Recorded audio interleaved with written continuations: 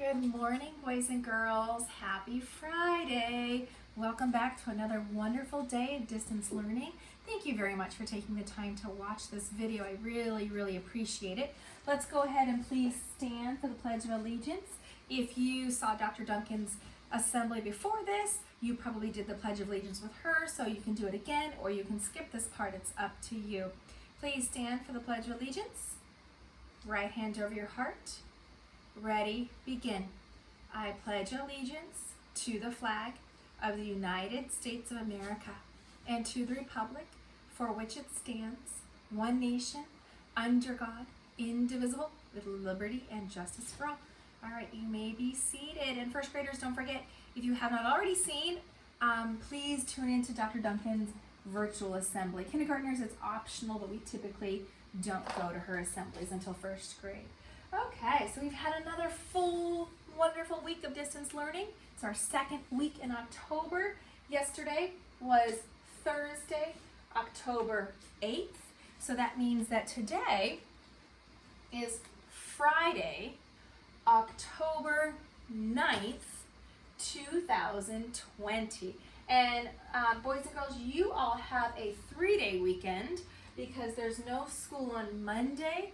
Teachers are going to go to school, so teachers never stop learning, and we'll have our own professional development on that day. So students, I will see you this morning, and then I won't see you again until Tuesday. So you'll have 3 no school days. And our pattern today is we're continuing the AAB, AAB, AAB. So I know there's no school, but who can tell me what tomorrow would be?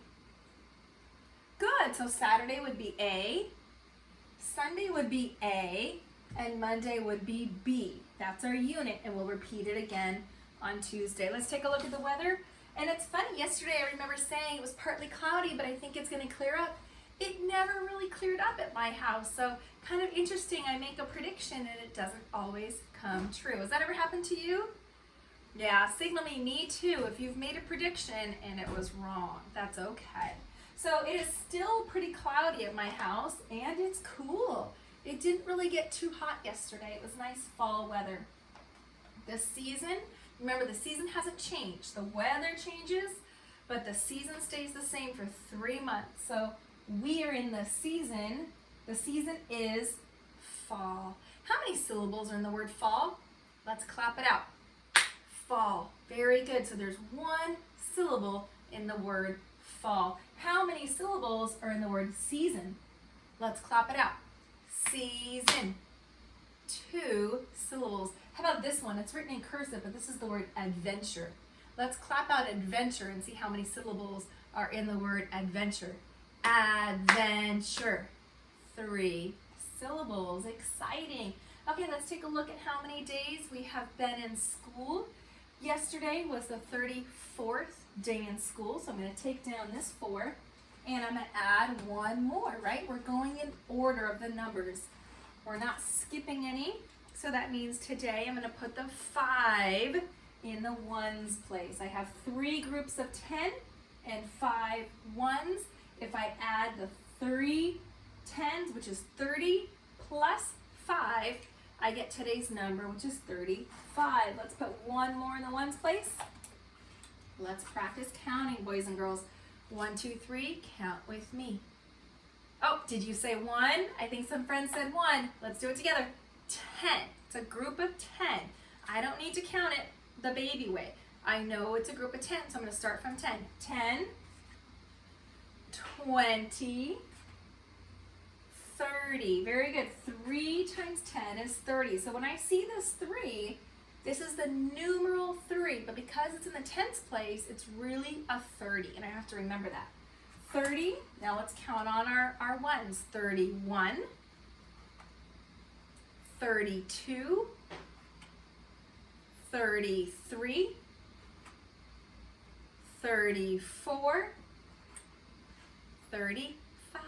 We have been in school for 35 days.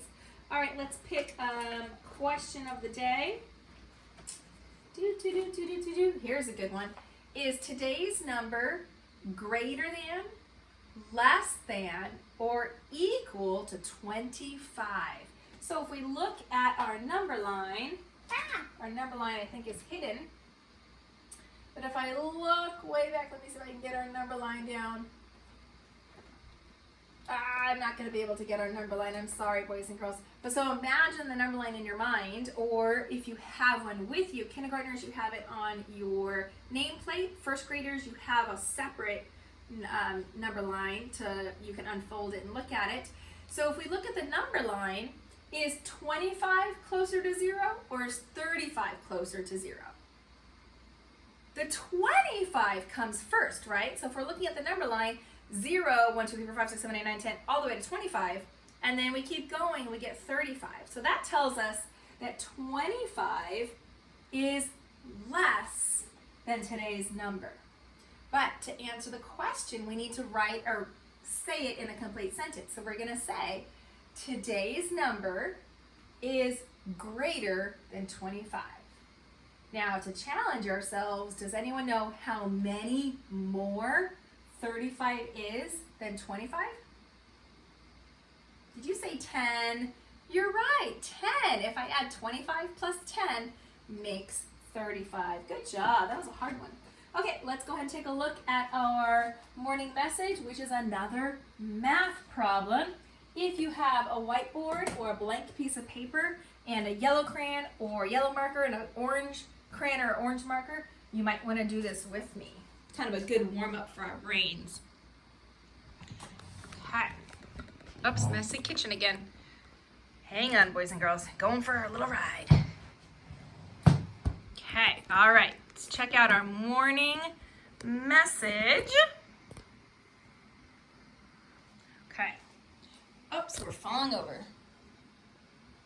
Thank you, boys and girls. So hopefully you were working on reading the morning message while I was messing with the camera. My camera crew quit. I used to have a camera crew for the first few days, but not anymore. Okay, oops, I forgot the date again. What number goes after October? Very good, it's October 9th, 2020. All right, ABC, read the message with me. Good morning. And I'll move my flowers, I'm not sure if you can read it. Today is Friday. Notice the capital F for Friday. And I found 6 pumpkins. It's not really true, but we'll pretend. Some are yellow and some are orange. Show what my pumpkins might look like. It's a different kind of math problem. Remember, we talked about sometimes in math there's one right answer and sometimes there's lots of right answers. We call that possibilities, or in this case, combinations. So I have 6 pumpkins, I know that. Some of them are yellow and some are orange, but I don't know which are which. That's what I need to figure out. Before I do that, I'm gonna look for some sight words and number words, because sometimes you might see a number word written out. So good thing I can read that word, and I know. I'm gonna put a 6 right above it so I really can tell. Okay, so kindergartners, we're gonna be working on this word is. Kindergartners, we are working on the word and. Remember, A-N-D, A-N-D, A-N-D spells and. Woo! This sight word I, that's an easy one. Oops, our book. First graders, you have the sight word some. We should be able to read that one. First graders, you have the word are, A-R-E. Very good. First graders, you have the word what. Kindergartners, we know the word my. Kindergartners, we also know our color words, yellow and orange. We've been working really hard on learning our color words. Okay. All right. Now to solve this crazy problem. Oh no.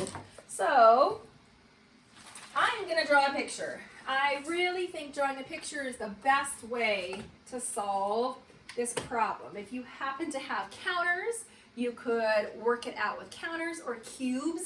First graders, we've been doing a lot of important work with our math cubes, but I'm going to draw a picture.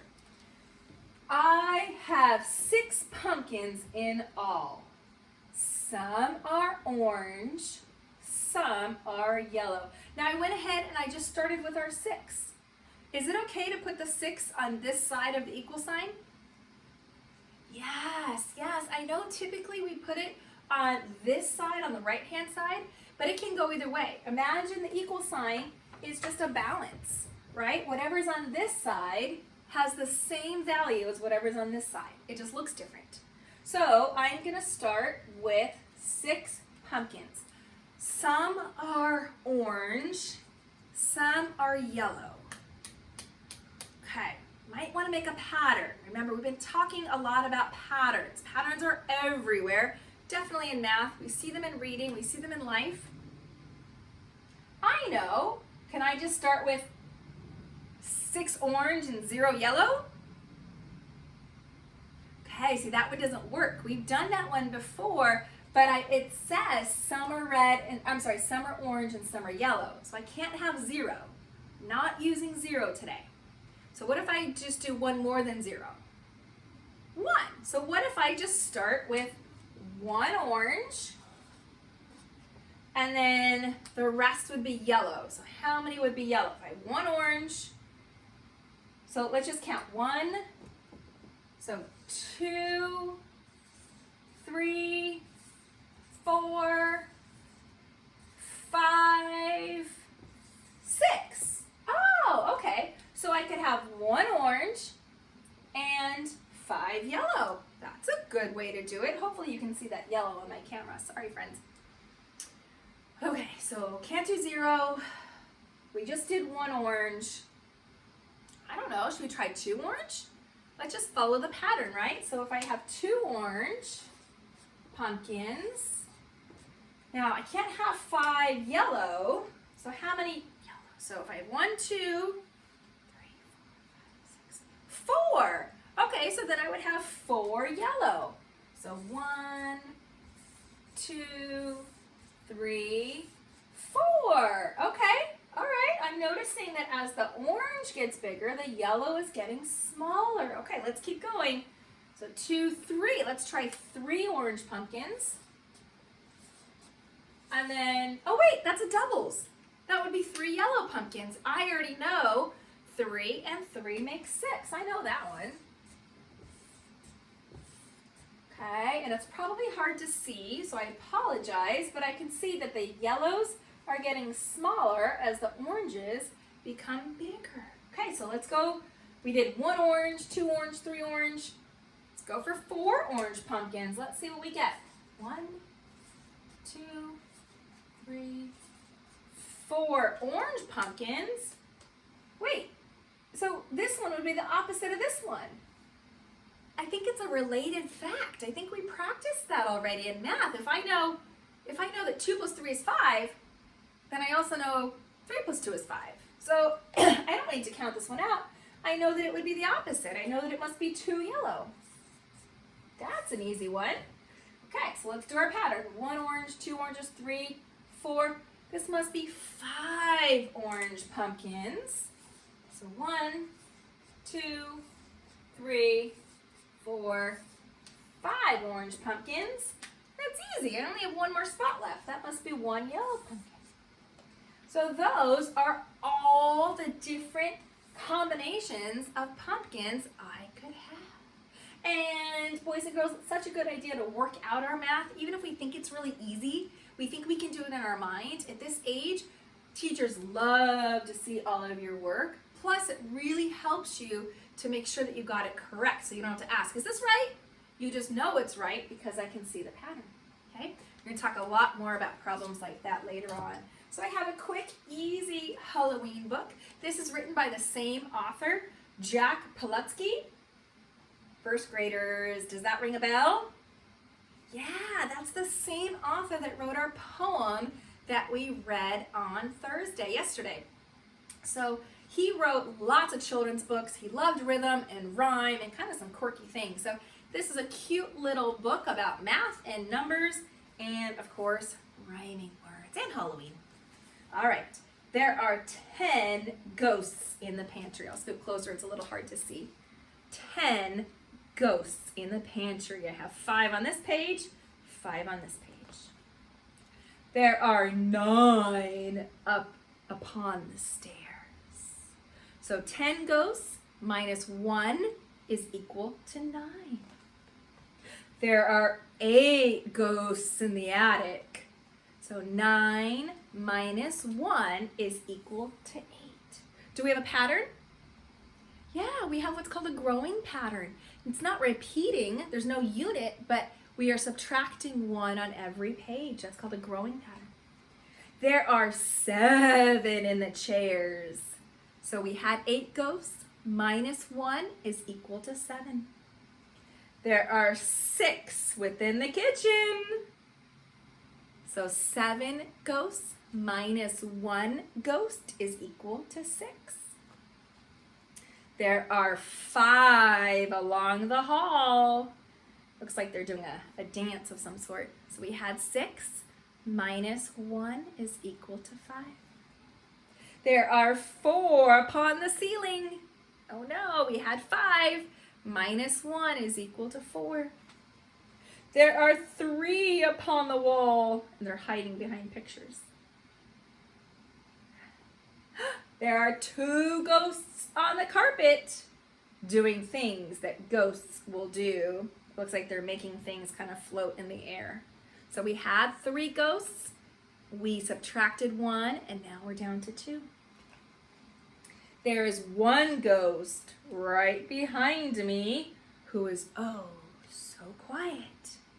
And notice the ellipses, that means something is gonna come, something might surprise us, something's gonna come next. Woo! All right, okay, boys and girls, I hope you enjoyed the book. I hope you enjoyed the math. I look forward to seeing you on Zoom. All right, bye friends.